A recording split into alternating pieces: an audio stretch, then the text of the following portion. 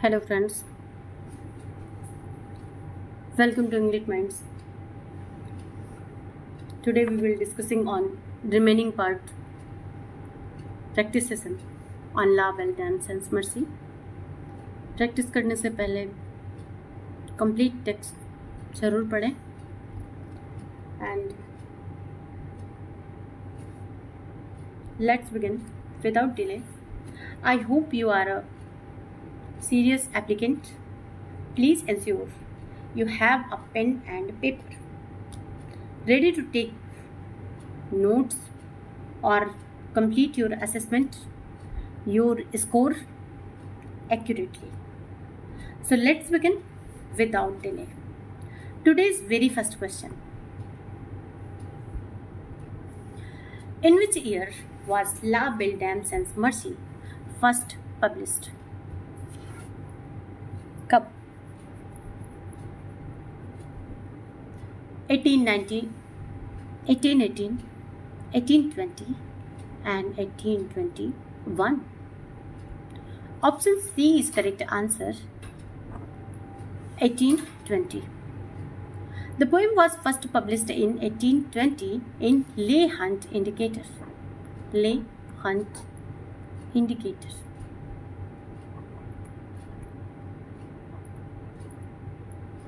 This place is within the peak of Keats' creative output during the Romantic era.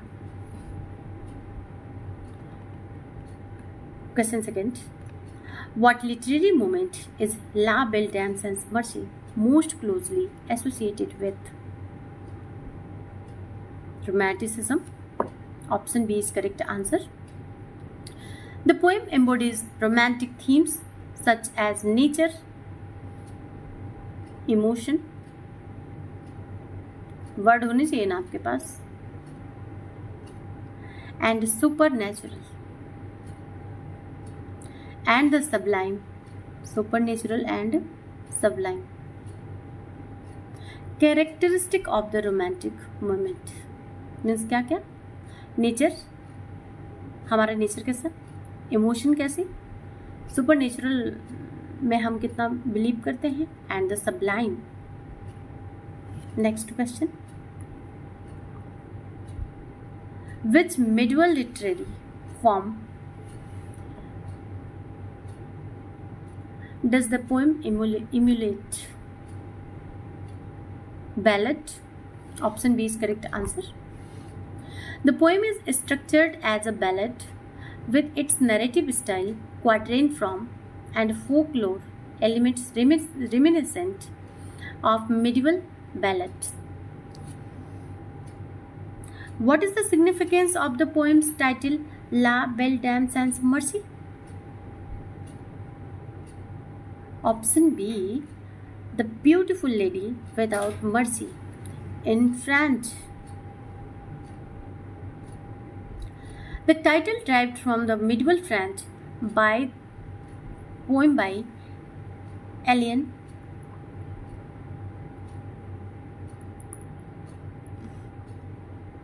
Chartier, Chartier,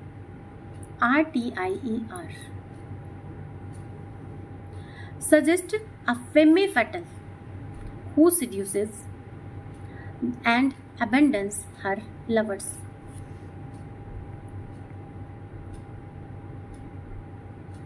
Which earlier literary work influenced Keats' poem? Option C, Alain Chartier, La Belle Dame Sans Mercy. Keats drew inspiration not Fairy Queen, not Canterbury Tales, and also not Paradise Lost from Alien, 15th century poem adapting it's the theme of merciless enchantress in 15th century. Next बात करते हैं हम इसके structure और form की. What is the rhyme scheme of the poem Quatrains? A B, no. A B B B no, A B B A no, option B A B C B. Definitely आप लोग याद रखिएगा, not A B, no A B C and B. Each stanza follows an ABCB rhyme scheme typical of the ballad form, creating a lyrical yet haunting rhyme. How many stanzas does La Belle Dame Sans Mercy contain? La Belle Dame Sans Mercy, C 6 and C 12. Option B is correct answer.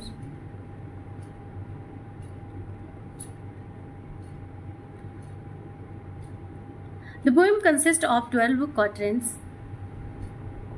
each contributing of the narrative progression and emotional depth. Next, what is the meter predominantly used in the poem? Option B, iambic tetrameter, not pentameter. The poem primarily uses iambic tetrameter in the first 3 lines of each stanza, with the 4th line in the iambic trimeter, creating a rhythmic contrast. What structural feature does the poem employ to create a sense of circularity? Option A, repetition of the first stanza at the end. The poem's first and last stanza are nearly identical, emphasizing the knight's entrapment and in a cyclical state of despair, means उसके जो निराशा की चक्राकार प्रवृत्ति है, means circular. What is the narrative perspective in the poem's opening stanza? कैसा है? First person, second person, third person, omniscient? No, second person ना, कि the poem begins with an unnamed speaker addressing the knight in second person. Oh, what can ail thee? Shifting to the knight first person narrative later. So second person is correct answer. बात करते हैं हम इसके symbolism and imagery and symbolism की. What does the withered says in the poet symbolize? In the poem symbolize? Option B, the decay of nature and vitality, वो जो घास के सूखे मैदान. The withered says reflect a barren landscape and mirrors the night emotional and physical desolation, means उसका मानसिक और शारीरिक डिस्ट्रॉय हुआ, मीन्स क्षति की बात करता है ना. The lily on the Dai bro in the 9 line. पहले तो ये क्वेश्चन है कि किस लाइन में इस वर्ड को बोला गया है. तो 9 line is a metaphor for what, means इसमें डिवाइस कौन सा है? मेटाफर. 2 क्वेश्चन. एंड तीसरा, हिज पेल डेडली अपीयरेंस, मीन्स उसकी जो पीले पड़ गए हैं बीमारी से, उसके जो पीले पड़ गए हैं चेहरे और जैसे लग रहा है कि मृत्यु उसके सामने खड़ी है. His pale deathly appearance, the lily often associated with death and purity, and underscores the night ghostly weakened condition. Means यहाँ hope भी है तो despair भी है, ambiguity बनी हुई है. What does the feeding rose on the night's cheeks symbolize? Option B, his diminishing vitality. The rose a symbol of life and beauty, means क्या है? फूल तो बड़ा खूबसूरत होता है. Fading on his cheeks, लेकिन जब वो मुरझा जाता है तो उसको क्या रिप्रेजेंट कर रहा है? Represent the night declining health and spirit. Means जब फूल खिला है तो सब अच्छा चल रहा है, और जब मुरझा गया है तो फिर या तो उसका समय आ गया है या उसके साथ कुछ बुरा हुआ है. Next, the cold hillside in the poem most likely represent?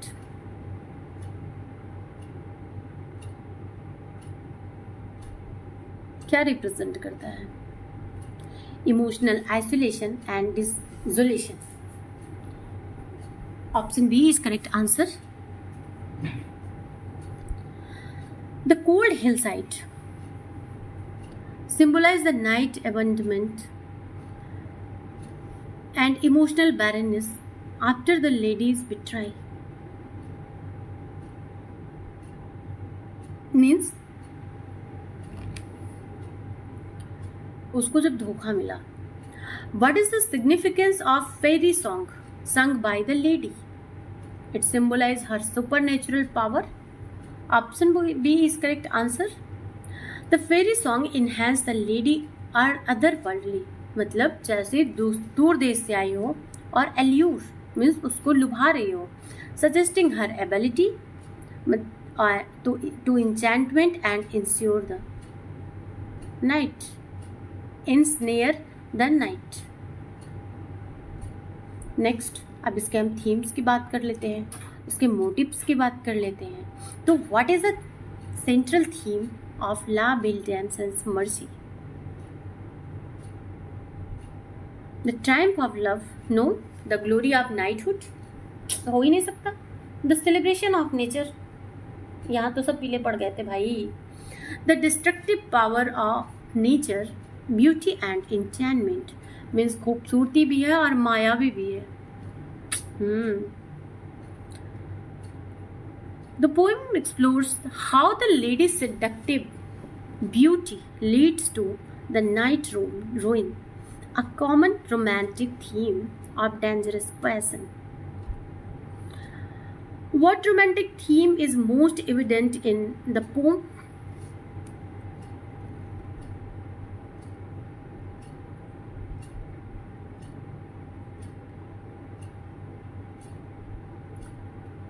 Option B, the power of the imagination.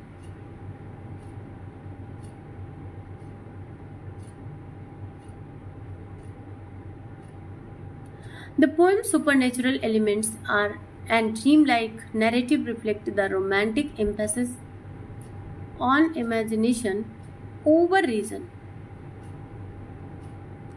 Option B is correct answer. Next,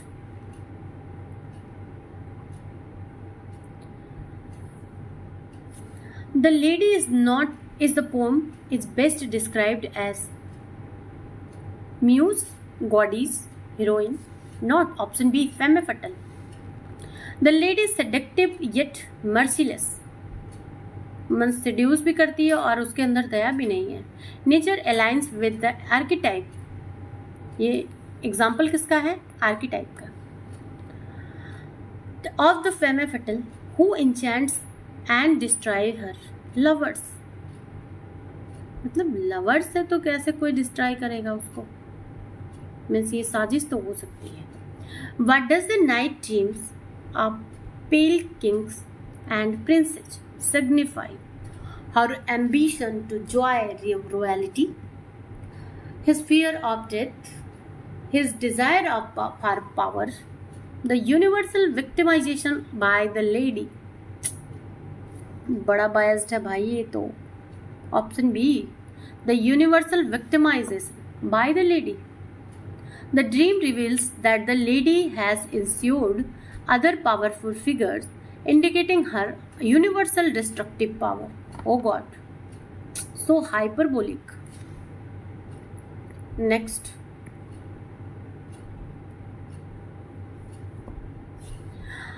the poem critiques the romantic ideal of rational thought, social reform, scientific progress, and unrestrained passion. Option B is correct answer. Unrestrained passion. The knight's surrender to passion leads to his downfall, critiquing the romantic ideal of unchecked emotion. Next, अब हम इसके character की analysis कर लें. How is the knight described in the opening stanzas? कैसा है भाई? Brave और विक्टोरियस दिखाया गया है कि जॉयफुल और एनर्जेटिक है, वाइज है और कंटेम्पलेटिव है, एलोन एंड पेली लॉइटरिंग मतलब एकदम अकेला है और निर्जर मन में विक्षिप्त घूम रहा है aimlessly. Option B is correct answer. The night is depicted as a desolate and vacant situation, setting the tone for his tragic tale, not comic bhai, tragic tale. The characteristic of the lady suggests her supernatural nature. किससे suggest करती है वो?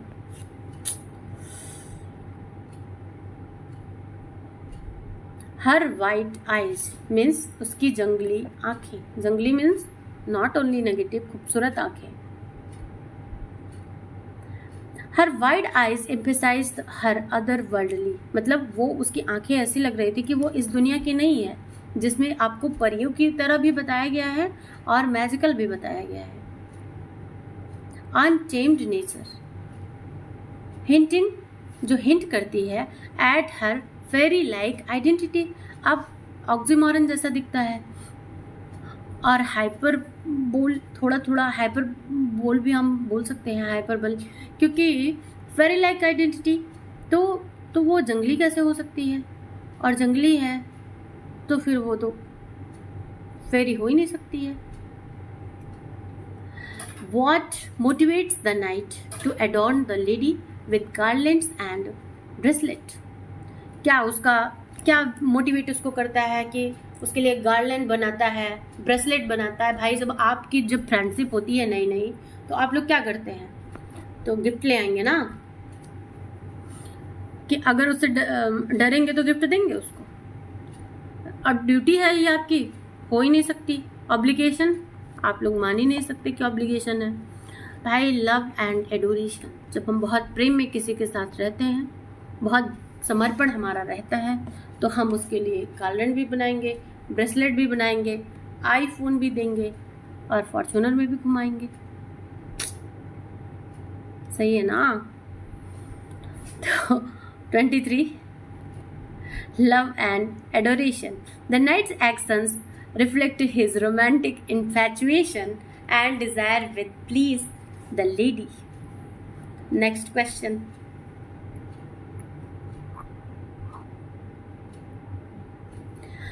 The lady's declaration I love thee true is मतलब वो तो एकदम sure होके बोल रही है भाई, प्रेम करते हैं हम तो क्या वो सिंसियर है? A promise of marriage, क्या उसने शादी के लिए वादा कर दिया है? अब वार्निंग, क्या उसको चेतावनी दे रही है? अरे नहीं भाई, ये तो एम्बिगुअसली है पूरे तरीके से. एंड पोटेंशियली डिसेप्टिव मतलब ये विरोधाभासी है कि वो धोखा भी कर रही है या सच बोल रही है. Given her merciless nature, her words are likely a ploy, likely a poly or ploy to further enchant the night. The pale kings and princes in the night's dream are क्या थे उसके? His allies, his reveals वो स्त्री to या स्त्री वाला role दिख रहा है कि भाई victims of the lady सबके सब उससे परेशान हैं. They once the night of their shared fate having been enthralled and abandoned by the lady, जो कि हमेशा दिखाया जाता है ना कि भूतनियाँ होती हैं, दौड़ाती हैं, सबको घुमाती हैं. कभी भूत भी किसी को परेशान किया है? So biased. The one of the night of these shared feet. Next question. अब हम लिटरेरी डिवाइस की बात करें तो विच कौन से उसमें क्रिश्चियनिटी में है ना कि वुमेन विचिंग कुछ ऐसे करके है, विच क्राफ्ट. हाँ, विच क्राफ्ट वुमेन कुछ, जिसमें औरतों को जीते जागते भूत बता दिया जाता है और कोड़ों से पीटा जाता है. I hope so. Which literary device is prominent in the line and no bird sings? No bird sings and no bird sings. Symbolism, metaphor, alliteration and hyperbole. Symbolism, ये symbolism है तो the absence of bird songs symbolize death and desolation. मतलब ये हमें क्या खौफ दिखाता है ना, death and desolation. सब हरा भरा रहेगा तो चिड़िया गाएगी ना भाई, किसान तो जाएगी. जब दाना मिलेगा तो चू चू करके खाएगी कि वो शांति से बैठेगी. मीन्स कुछ तो घोटाला है. So reinforcing the poem bleak atmosphere, not good. Next, the repetition of pale in describing the night and the dream figures is an example of anaphora. Option A is correct answer. The repeated use of pale at the start of the phrases emphasizes the deadly state of the characters. Means वो yellow वाला पीला नहीं, पीला पड़ जाना, मुंह सूख जाना, मीन्स मरने की स्थिति में होना. नेक्स्ट, मुरझा जाना. The phrase fever due in the line 10. पहली बात, फीवर ड्यू किस लाइन में है? तो line 10. Is the an example of fever dew oxymoron. कैसे? Fever dew combines the heat of fever with the coolness. ओस है ना ये. Creating the paradoxical image of the knight's condition. मतलब वो ठंडा भी है और गर्म भी है. The knight's narrative shifts from third person to first person employs which device? enjambment, irony and allegory. No, point of view shift. The shift from the speaker's questioning to the night's narrative depends on the reader's engagement with his story. Next question. The Effin Grot is an example of which literary device? Option B, imagery.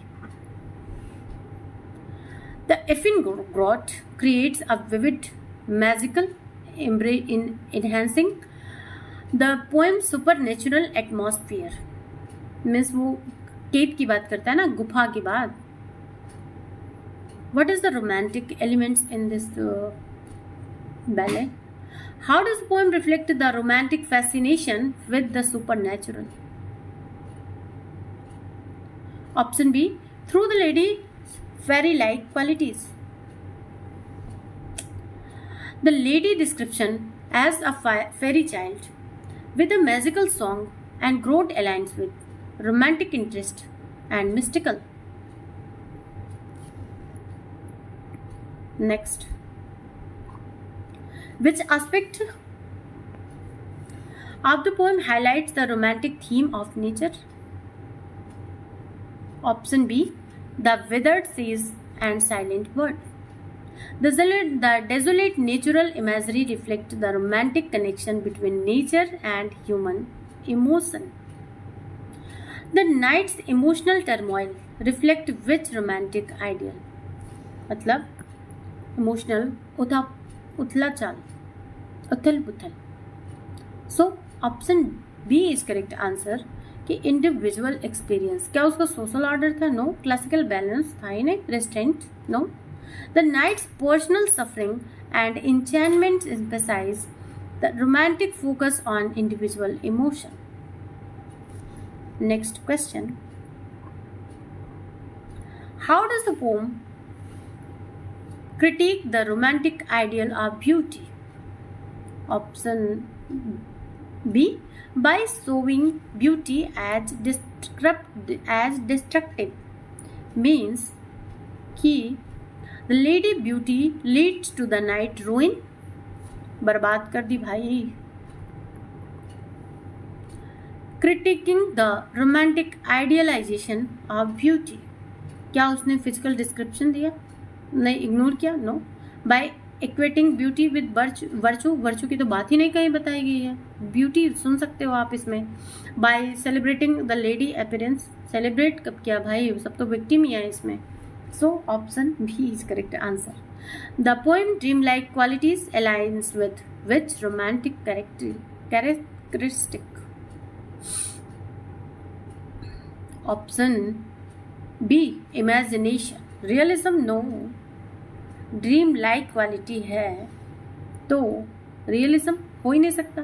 Rationality, तार्किकता की तो कोई बात ही नहीं है। Satire है नहीं, imagination है। The dream sequence and supernatural elements reflect the romantic emphasis on the power of imagination. Next, अब हम थोड़ा कल्चरल और माइथोलॉजिकल कंटेक्स्ट में बात करें इसके, तो the lady in the poem is often compared with which mythological figure? Circe, Athena, Hera, Aphrodite? Option B Circe. Like Circe who enchanted and transformed men in the Odyssey, किसमें? Odissi.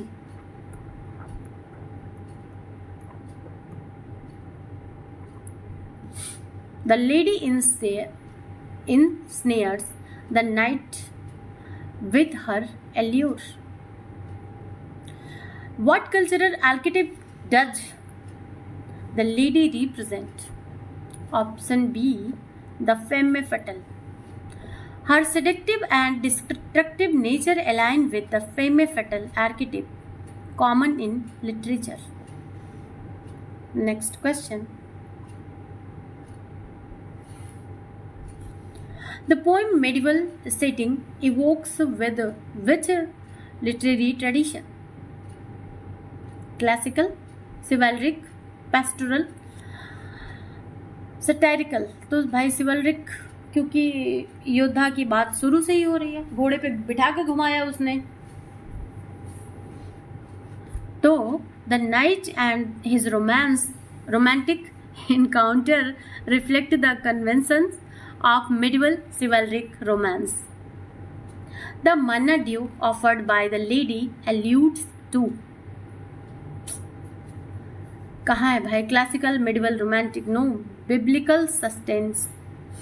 Manna dew references a divine food like prasad provided the Israelites, means Israel के लोगों, enhancing the lady's supernatural allure.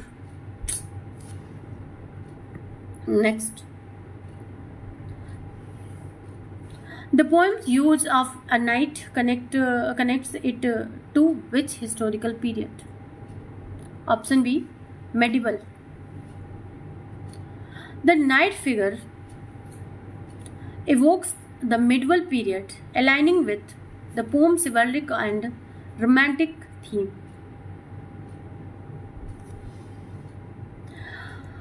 What does the night loitering suggest about his state? Means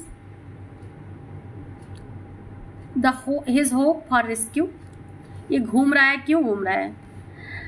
इसका rescue का hope है। His search for the lady, his preparation for the battle, no, his aimless despair. Loitering employs a lack of purpose, मतलब उद्देश्य नहीं है। जैसा आप लोगों का है ना, LT का एग्ज़ाम निकालना है, प्री निकाल लिया तो मेंस निकालना है, सीट तो भाई लेके रहना है।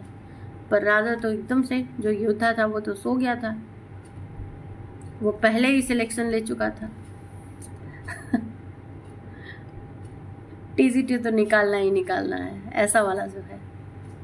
आप लोग भी भाई बताएंगे, एम तो लेके घूम रहे हैं ना। जैसे मेरा है कि जो मैं ईश्वर की दया से बनाऊं क्वेश्चन, वो आप लोगों के मन मस्तिष्क में भाई बस जाए, सरस्वती की कृपा हो।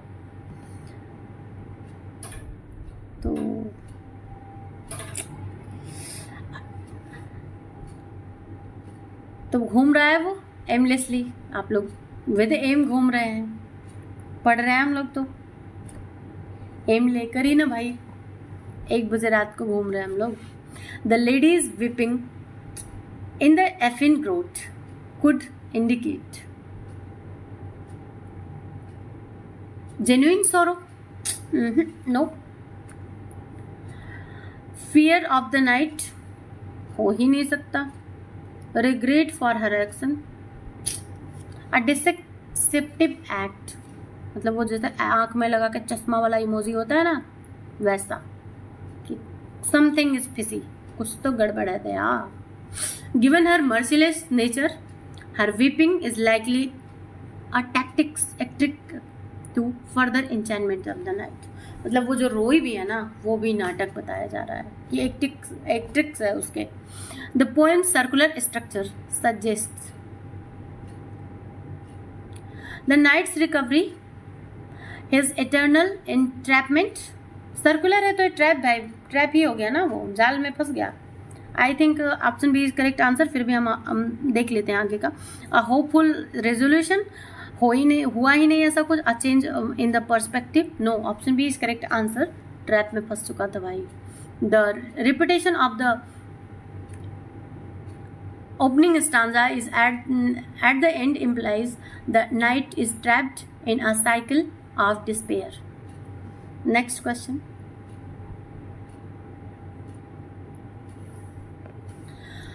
How does the poem reflect Keats' concept of negative capability? Option A, by resolving all ambiguities, resolve हो गए थे, नो।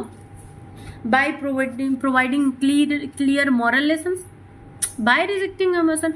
इमोशन को कहाँ रिजेक्ट किया भाई उसने तो वो गार्लैंड बनाए और घुमाए उसको, पूरे दिन घूमता रहा और कमरबंद बनाए, और क्या किया उसने भी तो उसको शहद दिया, जड़े दी, और क्या किया उसने, जड़ें दी और फिर उसको डिवाइन फूड दिया खाने को, हनी दी, मन्ना। तो इमोशन का रिजेक्शन तो नहीं हुआ। अलग बात है कि सस्पेक्टिव रहा, तो by embracing misery and uncertainty. Option B is correct answer.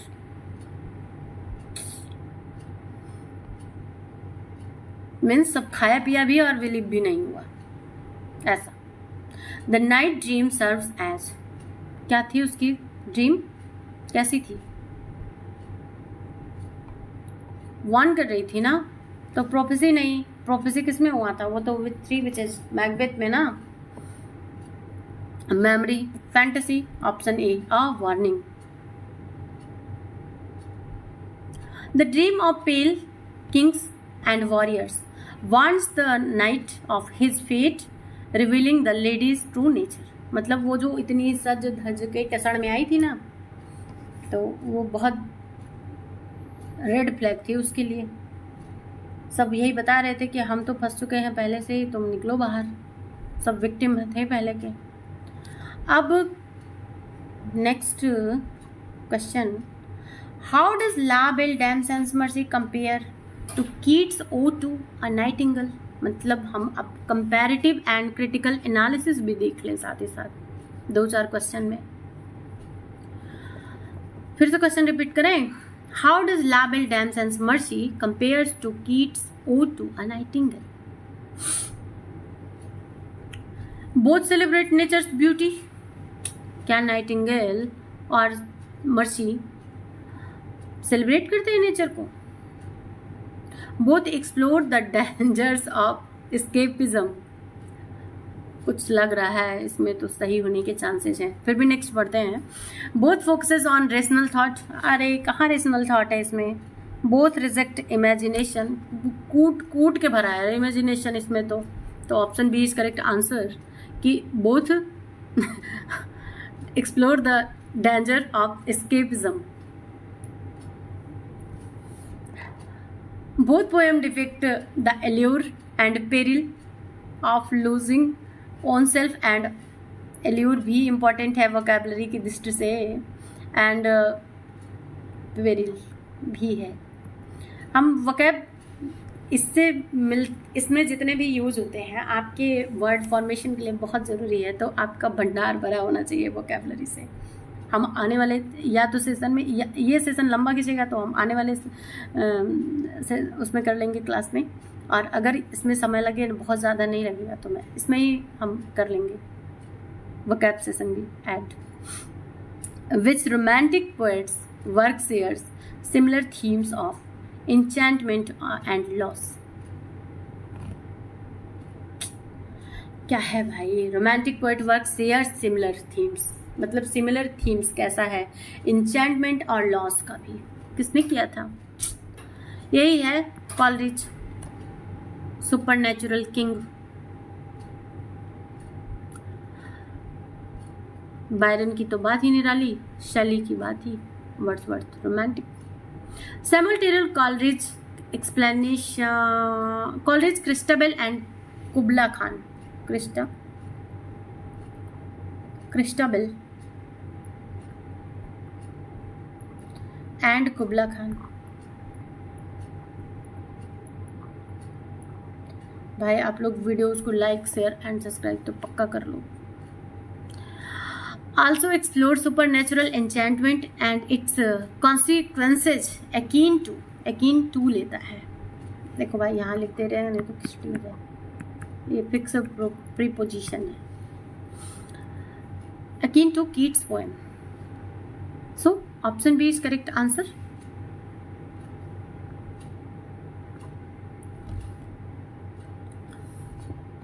Next. Critics often interpret the lady as a symbol of.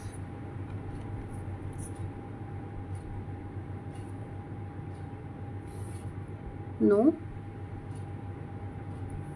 इसके पहले एक क्वेश्चन तो और है. 48. How does the poem align with the Gothic tradition? ये कैसे है गॉथिक ट्रेडिशन से अलाइन? ये भी तो प्रपोजिशन है.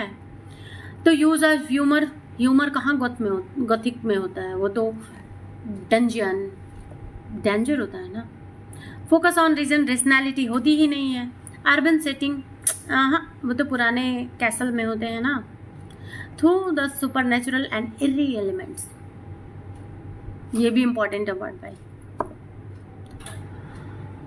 The lady other worldly nature and the poem haunting atmosphere align with Gothic themes of the mysterious and macabre. ये भाई इसमें भी पूछता है. मकबरा, MACABER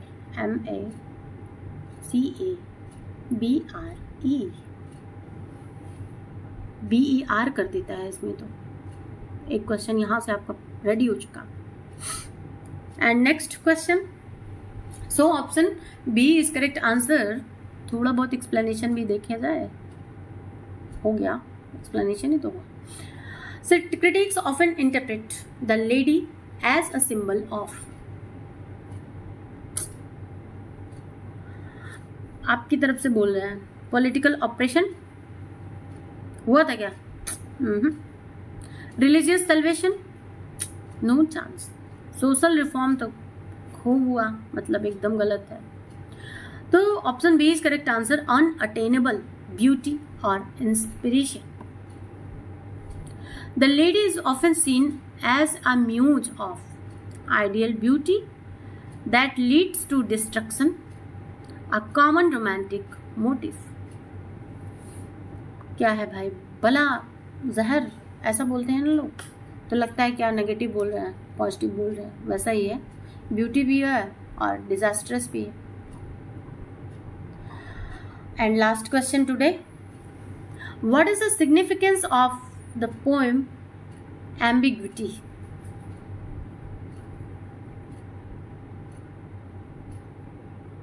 Regarding the lady intentions, it resolved the knight's fate. It simplifies the narrative. It critiques that night actions. Option B, it invites multiple interpretations. मतलब इसमें ambiguity तो कूट कूट के भरा है ना, अच्छी भी है, बुरी भी है, परियों की रानी है, चुड़ैल भी है, अच्छा गाती है, समझ में ही नहीं आता, प्रेम करती है, ये भी सस्पेक्टिव है. तो the ambiguity allows reader to interpret the lady as a supernatural being, a symbol of inspiration, or a critique of idealized love, enriching in the poem depth.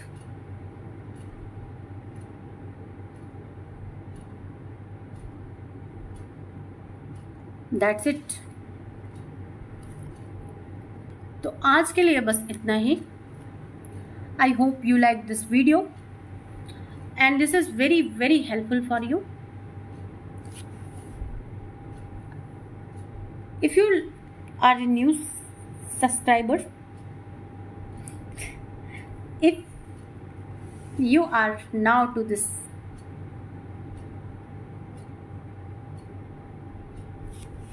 helpful, if you are new to this channel, please subscribe, like, share, and share your own thoughts